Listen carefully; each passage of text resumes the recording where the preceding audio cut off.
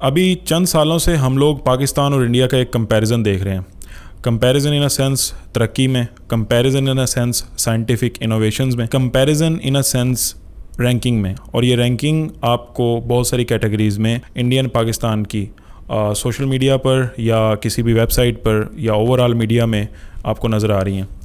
دنیا کی 5ویں بڑی اکانومی, اس کے ساتھ ساتھ I T hub, I T exports بہت زیادہ, اور ورلڈ ریناؤنڈ پلیٹ فارمز کے سی ای اوز موسٹلی انڈینز ہیں, اور اس کے علاوہ اور بہت ساری انفراسٹرکچر ڈیولپمنٹ بھی آپ لوگ انڈیا کے اندر ہوتے ہوئے دیکھ رہے ہیں. لیکن اس کے کمپیریزن میں پاکستان میں ایسا کچھ بھی نہیں ہے. اور یہ کمپیریزن انڈیا پاکستان کا صرف اسی لیے کیا جاتا ہے کیونکہ انڈیا اور پاکستان نے سیم ٹائم پہ انڈیپینڈنس حاصل کی تھی. تو یہ وہ ریزن ہے جس کی وجہ سے ہم کمپیئر کر رہے ہوتے ہیں. آج ہم اسی ریزن کو تھوڑا سا ایکسپلین کریں گے, اور یہ ویڈیو انڈیا کے اوپر نہیں بلکہ یہ ویڈیو پاکستان کے اوپر ہونے والی ہے. ہم ان تمام 4 فیکٹرز کو دیکھیں گے, انڈرسٹینڈ کریں گے, اس کے اوپر ڈسکشن کریں گے جو کہ ریزن بنتی ہیں کہ پاکستان آج آزادی کے 77 سال بعد بھی ایک ریسٹارٹ فیز پہ ہی کیوں کھڑا ہے, ایک ریلیپس فیز پہ ہی کیوں کھڑا ہے, کہ ہمیشہ کچھ سٹیپ لیے جاتے ہیں اور واپس سے ریلیپس ہو جاتا ہے, ریسٹارٹ ہو جاتا ہے. تو اس ٹاپک کو ہم ڈیوائڈ کرتے ہیں اپنے 2 پورشنز پہ. پہلا پورشن 1971 سے پہلے کا ہے, آزادی کے فوراً بعد کا. یہ وہ ٹائم تھا جب پاکستان کے پاس بھی بہت سارے پولیٹیکل لیڈرز تھے. دیکھیں, پولیٹیشین ہو اور سسٹم کے اندر کے جو لوگ ہیں جن کو ہم ٹیکنوکریٹ بولتے ہیں, جو اپنی اپنی فیلڈ کے ایکسپرٹ ہوتے ہیں, تھوڑا سا ان کے مائنڈ سیٹ میں ڈفرینس ہوتا ہے. So technocrats are basically expert in their field, but psychologically جو ان کا پریشر ہینڈلنگ سینیریو کے اندر بیہیویئر ہوتا ہے وہ تھوڑا ڈفرینٹ ہوتا ہے rather than politician. That is why in most developed countries democracy is favourable in this system, because وہاں پہ جو لیڈ کرنے والے لوگ ہوتے ہیں وہ through the system, by the system and for the system ہوتے ہیں. اور ٹیکنوکریٹس کو موسٹلی ان کے انڈر ہی پلیس کیا جاتا ہے تاکہ وہ لوگ اپنے کنٹری کے ڈیولپمنٹ کے لیے ان لوگوں کے انسٹرکشن میں ہی ورک کر سکیں. اب اس کے اوپر بہت بحث ہوتی ہے, لیکن ہمارا یہ ٹاپک نہیں ہے, صرف سمجھانے کی غرض سے میں بات کر رہا ہوں. لیکن پاکستان میں پولیٹیکل لیڈرز کی ڈیمائز کے تقریباً 4 سال بعد ہی, یعنی کہ قائد اعظم کی وفات, لیاقت علی خان کے اسیسینیشن, لیکن اس کے بعد بھی ہمارے پاس بہت سارے لیڈران تھے, لیکن اس کو فلی طریقے سے یوٹیلائز نہیں کیا جاتا اور پاکستان کے سسٹم کو ہائی جیک کیا جاتا ہے. ہماری اس والی ویڈیو کے اندر پراپر ڈیٹیل سے بتایا گیا ہے کہ کیسے پاکستان کی انڈیپینڈنس کے بعد سسٹم کو ہائی جیک کرنے میں کن کن لوگوں کی انرولمنٹ تھی, کیسے ملٹری اینڈ بیوروکریٹک ڈکٹیٹرشپ نے کنٹری کی ٹوٹل بیسس کو اکھاڑا اور کس طریقے سے کنٹری کے ساتھ ایک کھلواڑ ہوا. وہ تمام چیزیں ہماری اس پلے لسٹ کے اندر آپ کو مل جائیں گی. اور اسپیشلی 1951 لیاقت علی خان کی ڈیمائز سے لے کر 1958 ایوب خان کے مارشل لاء تک پاکستان کے جتنے بھی پرائم منسٹر چینج ہوئے ہیں وہ تمام اس ویڈیو کے اندر ہم نے ایکسپلین کر دی ہیں, وہ ویڈیو جا کے دیکھ سکتے ہیں. لیکن صرف 6 سے 7 سال کے عرصے کے اندر ہی اتنے زیادہ پرائم منسٹر بدلنا کہ آپ کے ساتھ کے ہمسائے پرائم منسٹر بھی یہ کہہ دیں کہ اتنی میں دھوتیاں چینج نہیں کرتا جتنے ہمارے یہاں پہ پرائم منسٹر چینج ہو رہے تھے. بٹ یہ ایک سیڈ ریئلٹی ہے. 58 سے لے کر 69 تک ہم یہ چیز دیکھتے ہیں کہ پاکستان تھوڑا سٹیبل ہوتا ہے, اکانومیکلی ایشین ٹائیگر بنتا ہے. لیکن ایکسپرٹس یہاں پہ بہت ساری باتیں کرتے ہیں. وہ کہتے ہیں کہ امریکن الائے ہونے کی وجہ سے ہمیں وہ چیز امریکہ کی طرف سے ایک فلی سپورٹ ملتی رہی ہے جس کی وجہ سے ہم لوگ اپنے پیروں پہ کھڑے ہوئے. لیکن وہ اس وقت کی بات تھی, آنے والے ٹائم کے ساتھ ہم نے اپنے آپ کو ایوالو نہیں کیا. تو 71 تک تو ہمارے پاس کوئی ایسا ڈومینیٹڈ چہرہ سامنے نہیں آیا ایوب خان کے ان قوانین کی وجہ سے, جس کے بعد تمام سیاستدانوں کو نااہل قرار دے دیا گیا. اور پھر ہم نے دیکھا کہ پاکستان کی پولیٹیکل سٹرکچر میں ہمیں کوئی بھی لیڈر اگلے 12 سال تک نظر نہیں آتا. لیکن اس کے بعد 71 کے بعد ایک ایسا چہرہ نظر آتا ہے جو کہ کنٹری کو لیڈ کرتا ہے, اور بہت سارے چہرے ساتھ میں آتے ہیں جو کہ مقابلہ کرتے ہیں. لیکن پھر ہمارے پاس وہ 71 کی ہسٹری ہے جب پاکستان 2 ٹکڑوں میں تقسیم ہو جاتا ہے, اور پھر ویسٹ پاکستان میں ذوالفقار علی بھٹو پرائم منسٹر بنتے ہیں جو کہ 78 تک رہتے ہیں. 78 کے بعد ایک پہلا قدم رکھا جاتا ہے کہ پاکستانیوں کی تھنکنگ کو بہت زیادہ حد تک چینج کیا جاتا ہے. پچھلی ویڈیو کے اندر ہم نے سوات انسیڈنٹ کے اوپر بات کی تھی, اور اس کے اندر ہم نے کھل کے یہ بات آپ لوگوں کے سامنے رکھی تھی کہ کیسے سوات کے اندر لوگوں نے, موب نے ایک شخص کو اسیسینیٹ کیا, ایک شخص کو مارا, ایک شخص کو جلایا, اور اس کے پیچھے جو ریزن تھی وہ مذہبی تھی. اس کے پیچھے جو ریزن تھی بے شک کوئی بھی ہو, لیکن اس کو رنگ مذہبی دیا گیا.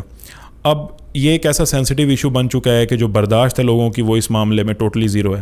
حالانکہ دنیا کے اور بہت سارے کنٹریز ہیں اور بہت ساری قومیں ہیں جہاں پر بہت ساری چیزوں کی برداشت ابھی بھی موجود ہے. تو پاکستان کے اندر یہ پرابلم کی بیس جو ہے اور اس کا جو کریڈٹ ہے وہ ضیاء الحق کو دیا جاتا ہے کہ کیسے ضیاء الحق نے اپنے فائدے کے لیے میسز کو اٹریکٹ کرنے کے لیے یہ کارڈ کھیلا، جس کا آج نقصان پاکستان اٹھا رہا ہے. کیونکہ سوات انسیڈنٹ کوئی ایک انسیڈنٹ نہیں ہے، بلکہ سوات انسیڈنٹ جیسے اور بہت سارے انسیڈنٹ پاکستان کی پچھلے 10 سال کی ہسٹری میں بھرے پڑے ہیں، اور تقریباً کوئی 1570 ایسے واقعات ہیں جو پچھلے 4 سے 5 سال کے اندر رپورٹ ہوئے ہیں، اور پرومیننٹ واقعات یا پرومیننٹ انسیڈنٹ آپ لوگ سوشل میڈیا پر دیکھ چکے ہوئے ہیں.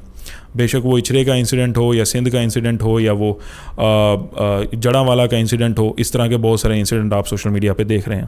اگلی بڑی امپورٹنٹ بات یہ ہے 81 کے ٹائم پر جب ضیاء الحق پریزیڈنٹ تھے کنٹری کے اور لوگوں کا ان کے اوپر اعتماد نہیں تھا، تو انہوں نے اعتماد میں لانے کے لیے چیمبر آف کامرس لاہور میں میٹنگز کرنا سٹارٹ کی، اور وہاں سے انہیں ایک ڈومیننٹ فیس ملتا ہے. پاکستان میں اس ٹائم تک صرف ایک ڈومیننٹ پارٹی تھی جس کو بہت زیادہ دبایا جا چکا تھا، اور وہ تھی پاکستان پیپلز پارٹی، کیونکہ ذوالفقار علی بھٹو کی جوڈیشل مرڈر کے بعد بے نظیر بھٹو کو وہ موقع نہیں دیا جا رہا تھا جس کا بے نظیر بھٹو ڈیزرو کر رہی تھی. تو نواز شریف کو سسٹم میں لے کے آیا گیا یا نواز شریف خود سسٹم میں آئے، اس کے اوپر ہم کبھی پھر بعد میں ڈیٹیل میں بات کریں گے.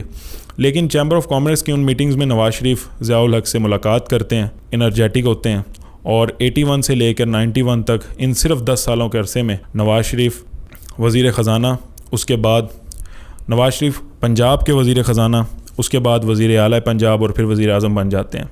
لیکن جو ایک جڑ ہے وہ پاکستان کی، جو پاکستان کے فیس کو چینج کرتی ہے، وہ آلریڈی ضیاء الحق کے دور میں لگ چکی ہوتی ہے.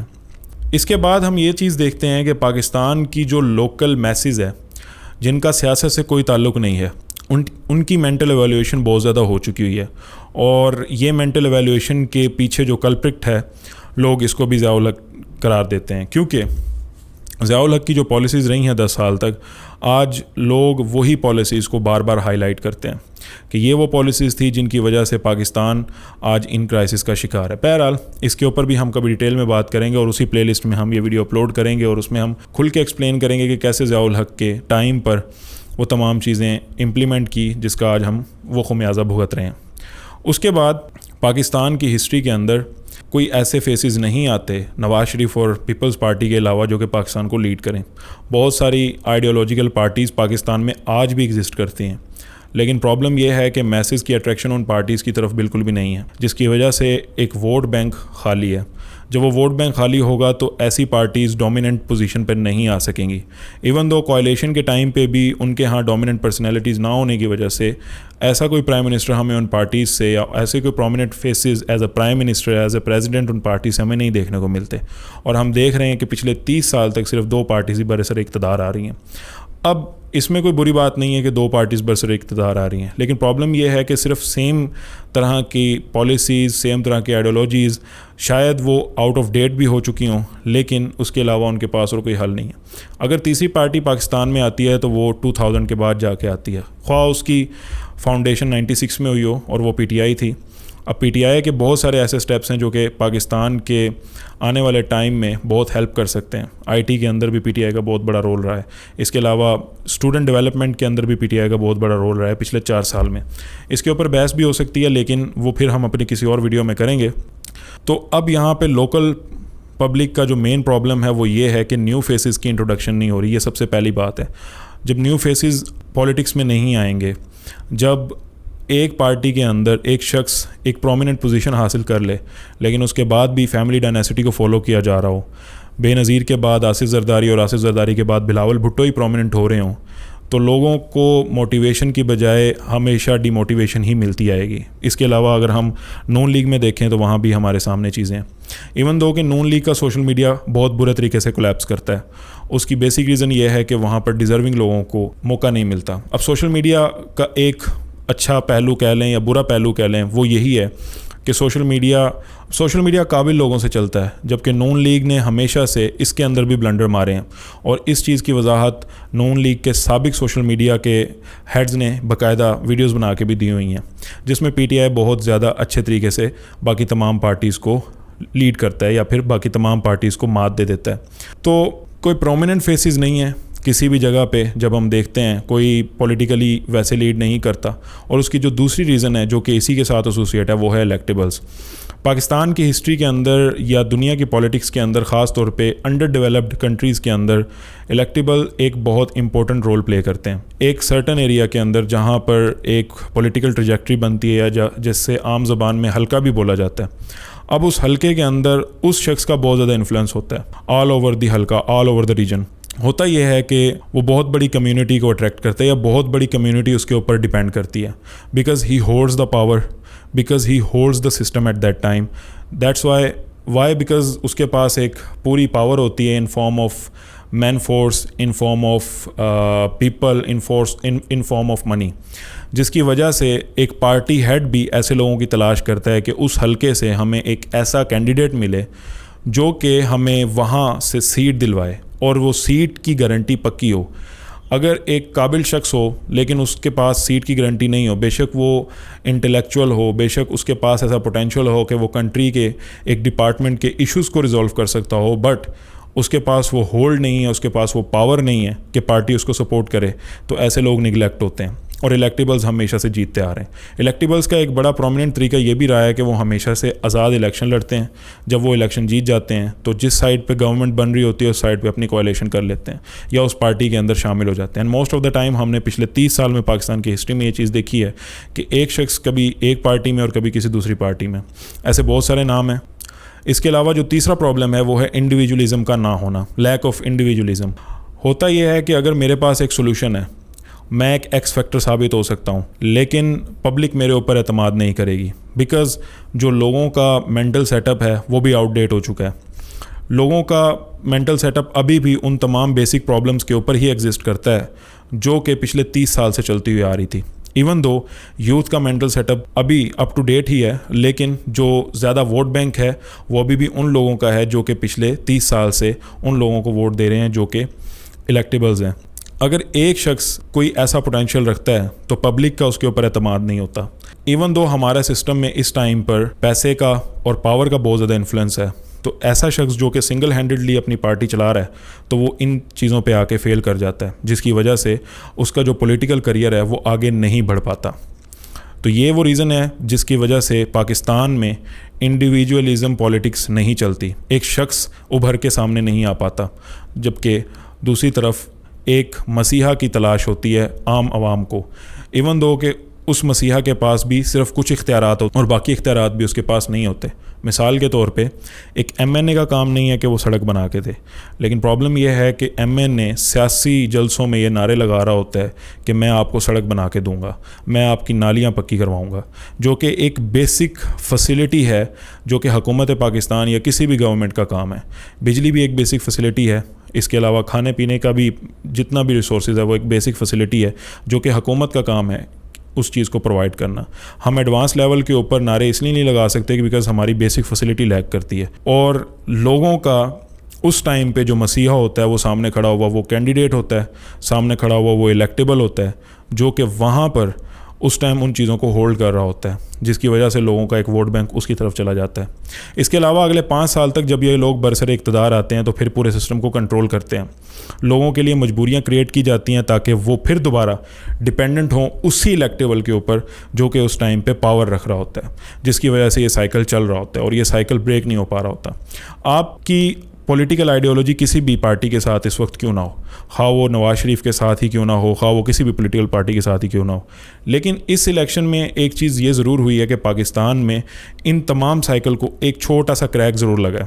اگر الیکشن فیئر ہو جاتے تو شاید یہ کریک ہمیں بڑا نظر آتا, لیکن ہم نے یہ دیکھا ہے کہ بہت سارے ایسے الیکٹیبلز, بہت سارے ایسے پرومیننٹ فیس جو کہ پارٹی کے لیے بہت ہی ایکس فیکٹر تھے in the form of power, in the form of money, in the form of man force, لیکن اس بار وہ تمام لوگ فیل ہوئے اور نہ جاننے والے لوگوں کو بھی اس بار عوام نے ووٹ دیا, اور وہ بیسک ریزن ایک شعور تھا. اب اس کے اوپر بہت سارے لوگ کنفلکٹ کریں, اس شعور کے اوپر بہت ساری باتیں ہم کر سکتے ہیں. اگلا پوائنٹ جو کہ پاکستان کی پولیٹیکل ڈائنامکس کو آگے نہیں بڑھنے دے رہا وہ وہی ہے جو میں پہلے بات کر رہا تھا کہ سسٹم کا آؤٹ ڈیٹ ہونا. ہمارے جو پرابلمز ہیں یہ بنیادی مسائل ہیں, لیکن اس کو ابھی تک ایز اٹ از کنٹینیو رکھا گیا ہے تاکہ لوگوں کا دھیان اس چیز کے اوپر نہ نکلے. آج سے 20 سال پہلے پاکستان کی جو بائنگ پاور تھی لوگوں کی وہ آج اور زیادہ کم ہو چکی ہے. ایک شخص پولیٹیکل چینج کے اوپر کمنٹ کرے گا یا پولیٹیکل چینج کے اوپر وہ اسٹرائک کرے گا یا پھر اپنے گھر کے تمام چیزوں کو مکمل کرے گا. تو یہ وہ تمام چیزیں ہیں جس کی وجہ سے ہم آج اس سسٹم کے اندر گھسے ہوئے ہیں. آنے والی ویڈیو میں ہم بات کریں گے کہ ان تمام پرابلمس کے سولوشن کیا ہیں، اور اس کے ساتھ ساتھ ہم اپنی تمام سیریز کو بھی کنٹینیو کریں گے، پاکستان کی پولیٹیکل ہسٹری کو بھی کنٹینیو کریں گے، اور ہم دیکھیں گے کہ کیسے کیسے پاکستان کے مختلف لیڈرز نے پاکستان کی سوشل سٹرکچر کو، پولیٹیکل سٹرکچر کو چینج کرنے کی کوشش کی ہے یا ان کی موجودگی میں ان کے اورا میں چینجز آئی ہیں. اس کو ہم ڈیٹیلڈ ایکسپلین کریں گے. لیکن آج کی ویڈیو میں یہ جاننا ضروری تھا کہ پاکستان کی پولیٹیکل ہسٹری میں ایلیٹ کلاس کی جو انرولمنٹ ہے اس کی وجہ سے پاکستان کیسے افیکٹ ہو رہا ہے. پبلک کمیونٹی کی طرف سے اتنا زیادہ کنٹریبیوشن نہیں ہے جتنا زیادہ ایلیٹ کیپچرنگ کی وجہ سے یا گورنمنٹ کی وجہ سے یا وہ ان سیم فیسز کی وجہ سے جو ٹاپ 1% آف دا پاکستان ہے، جو کہ اس ٹائم حکومت میں بھی ہیں، ان کی وجہ سے پاکستان کو یہ پرابلم فیس کرنا پڑ رہے ہیں. اپنا خیال رکھیے گا. اللہ حافظ.